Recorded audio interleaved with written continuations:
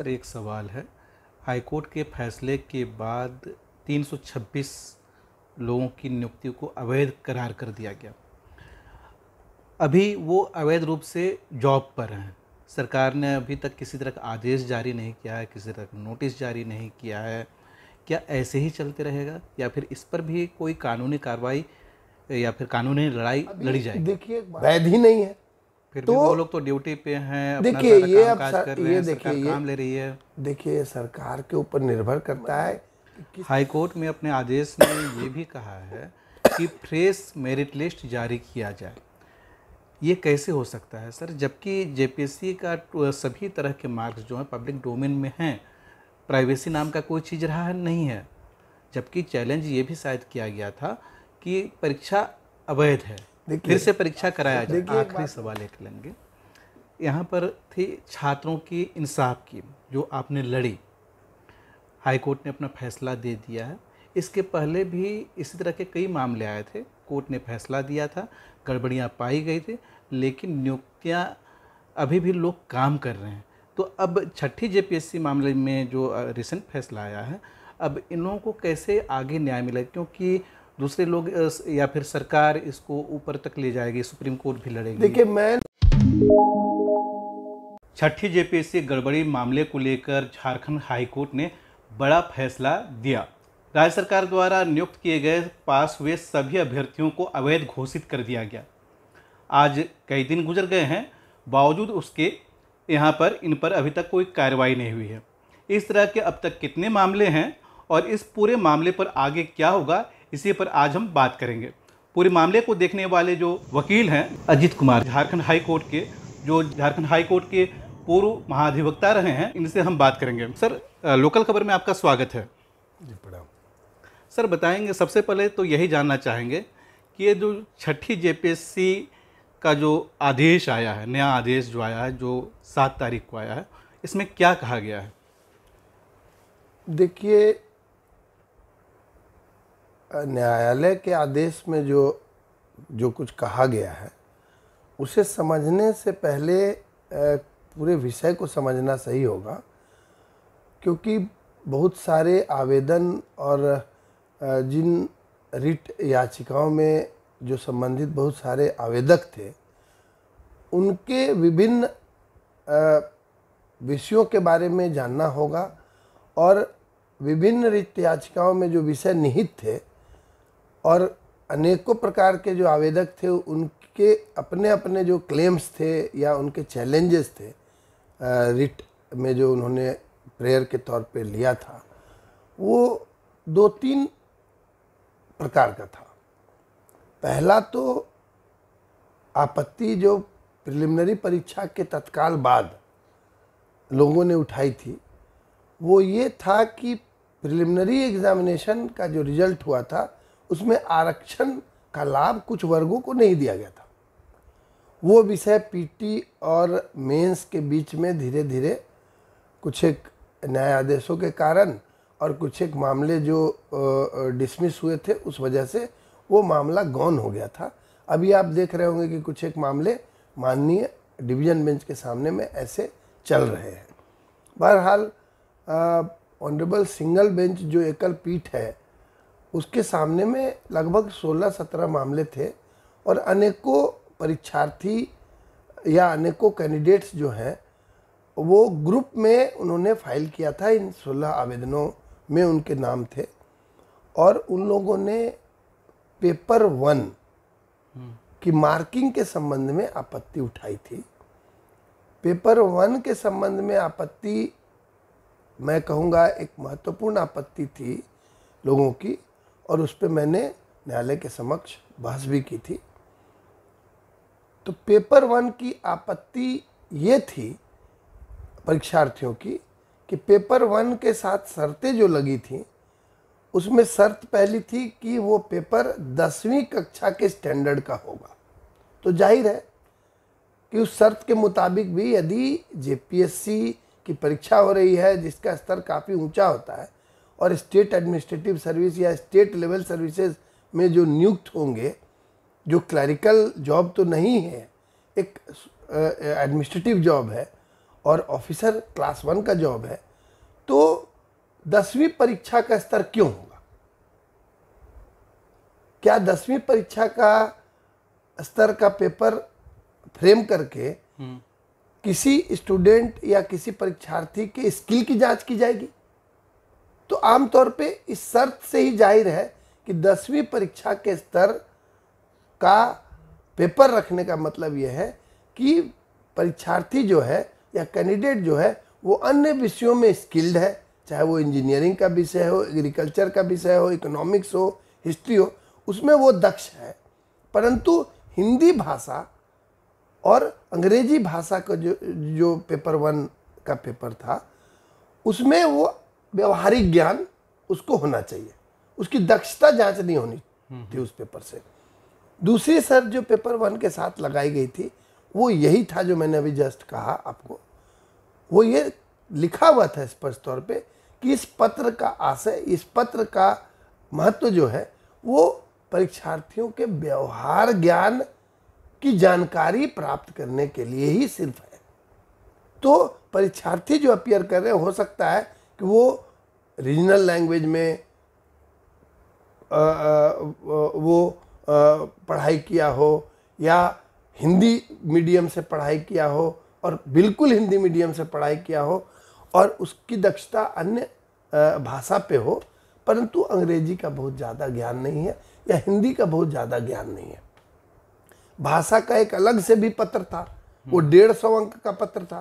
तो यदि भाषा का एक पत्र है ऑलरेडी पेपर 2 और वो भी 150 मार्क्स का है, तो क्या पर्पस हो सकता है पेपर 1 का, जहाँ 50 नंबर की हिंदी है और 50 नंबर की अंग्रेजी है? तो दक्षता जांच करने के लिए तो उस पेपर का उद्देश्य नहीं हो सकता है, क्योंकि वो ऐसे भी 10वीं श्रेणी का है।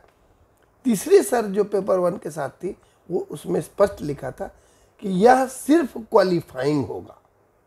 यह क्वालिफाइंग होगा एक कंडीशन हुई, यह सिर्फ क्वालिफाइंग होगा दूसरी कंडीशन है। और सिर्फ क्वालिफाइंग होगा का मतलब स्पष्ट है कि वो सिर्फ और सिर्फ क्वालिफाइंग पेपर है और उसके क्वालिफाइंग नंबर के ऊपर के जो अंक हैं वो दक्षता के मार्क्स में नहीं जुटने चाहिए। पेपर 1 के साथ ये चौथी शर्त जो एडवर्टीजमेंट में ही लिखी थी और रूल्स में भी नेचुरली लिखी हुई थी कि ऐसा इसलिए किया जा रहा है, पहला 10वीं कक्षा का पत्र, दूसरा व्यवहारिक ज्ञान की जांच के लिए पत्र, तीसरा सिर्फ क्वालिफाइंग, ऐसा इसलिए किया जा रहा है कि हिंदी भाषी क्षेत्र के परीक्षार्थियों को इस विषय के साथ 50 अंक की अंग्रेजी जोड़ दिए जाने का नुकसान न हो। आप जानते हैं कि झारखंड एक पिछड़ा राज्य है और काफ़ी सारे स्कूल जो है, चाहे मिशन स्कूल हो चाहे सरकारी स्कूल हो, तो अंग्रेजी मीडियम के स्कूलों की संख्या बहुत कम है अभी भी। सर, हाईकोर्ट ने अपने फैसले में क्या कहा है, कैसे हाईकोर्ट नियुक्ति ने को रद्द किया? देखिए, हाईकोर्ट ने कहा है ये कि पेपर 1 जो क्वालिफाइंग पेपर था और जो परीक्षार्थियों की शिकायत थी कि इसमें क्वालिफाइंग अंक के ऊपर के मार्क्स मेरिट लिस्ट प्रिपेयर करने के क्रम में परीक्षार्थियों के मेरिट अंक में जो जोड़ दिए गए हैं उसे हटाना चाहिए। और माननीय न्यायालय ने यह कहा है कि वास्तव में परीक्षार्थियों की शिकायत जायज है और पेपर 1 का जो मार्क्स है वो सिर्फ और सिर्फ क्वालिफाइंग मार्क्स है। इस वजह से यदि किसी परीक्षार्थी को अधिक अंक लाने का फायदा मिल रहा है तो वो मिलना नहीं चाहिए, क्योंकि उस पत्र का उद्देश्य ही ये था कि वो क्वालिफाइंग होना चाहिए था, वो दक्षता की जांच का पत्र था ही नहीं। देखिए, दूसरा एक विषय था इस चैलेंज में, वो था क्लॉज 13 का। क्लॉज 13 का जो शर्त था वो काफ़ी इंटरेस्टिंग है, इसलिए कि इस मामले में न्यायालय ने पूर्व में भी फैसला सुनाया था। क्लॉज 13 में आप देखते होंगे कि विभिन्न वर्गों के लिए क्वालिफाइंग मार्क्स निर्धारित किए गए थे। जनरल कैंडिडेट्स के लिए एक निर्धारित मार्क्स क्वालिफाइंग, ओबीसी के लिए, एससी के लिए, एसटी के लिए, महिला वर्ग के लिए, इस तरह से अलग अलग क्वालिफाइंग मार्क्स निर्धारित किए गए थे।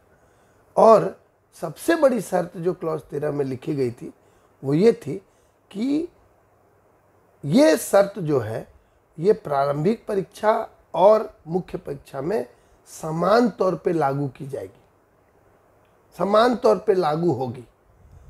संयोग से प्रारंभिक परीक्षा के बाद ये विषय न्यायालय के सामने भी आया था और न्यायालय के सामने में जय गुड़िया के मामले में जेपीएससी तथा राज्य सरकार ने ये पक्ष रखा कि वे जो विभिन्न वर्गों के लिए निर्धारित क्वालिफाइंग मार्क्स है वो हर एक पेपर में लागू करेंगे और हर एक पेपर में क्वालिफाइंग मार्क्स लाना जरूरी है कैंडिडेट के लिए, तभी वह पास समझा जाएगा। ये प्रिलिमिनरी एग्जामिनेशन के तत्काल बाद वैसे कैंडिडेट्स ने ये जब मांग की कि मेरा दोनों पेपर का मिला करके यदि क्वालिफाइंग पूरा होता है तो मुझे पास किया जाना चाहिए, तो न्यायालय ने और जेपीएससी ने और सरकार ने एकमत होकर के न्यायालय के द्वारा फैसला ये दिया गया कि प्रत्येक पेपर में मार्क्स क्वालिफाइंग होना जरूरी है। यदि कोई परीक्षार्थी एक पेपर में भी फेल है तो दूसरे पेपर में अधिक लाने के कारण वो पास नहीं हो जाएगा।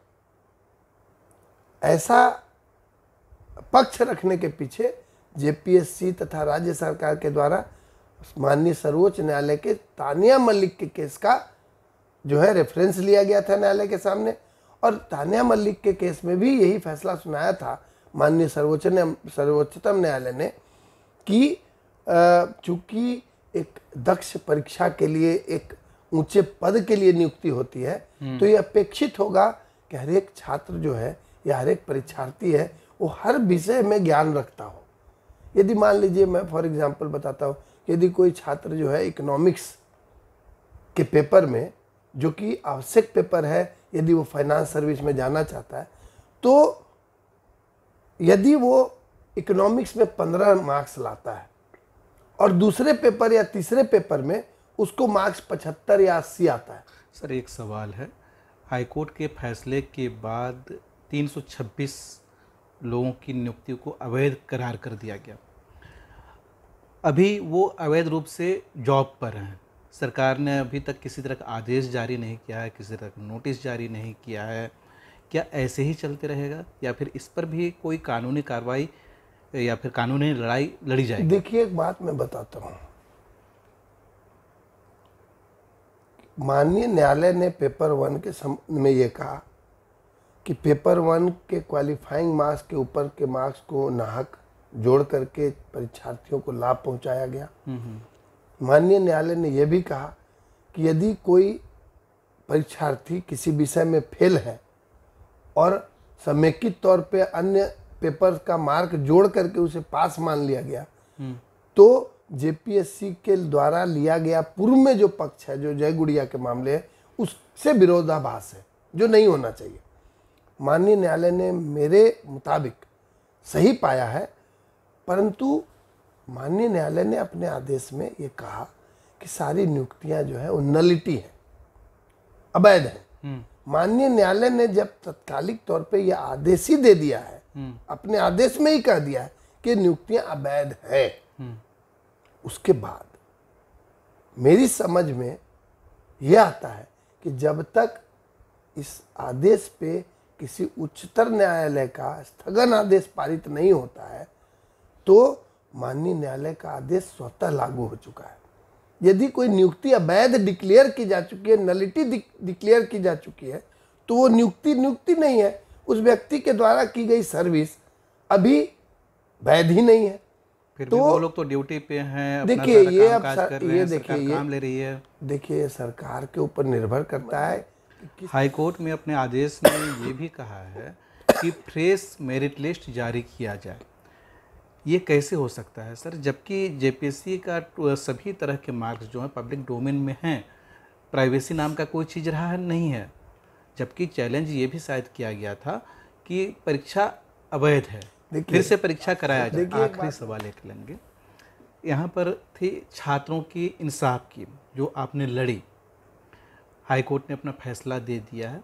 इसके पहले भी इसी तरह के कई मामले आए थे, कोर्ट ने फैसला दिया था, गड़बड़ियाँ पाई गई थी, लेकिन नियुक्तियाँ अभी भी लोग काम कर रहे हैं। तो अब छठी जेपीएससी मामले में जो रिसेंट फैसला आया है, अब इन लोगों को कैसे आगे न्याय मिलेगा, क्योंकि दूसरे लोग या फिर सरकार इसको ऊपर तक ले जाएगी, सुप्रीम कोर्ट भी लड़ेगी। देखिए, मैं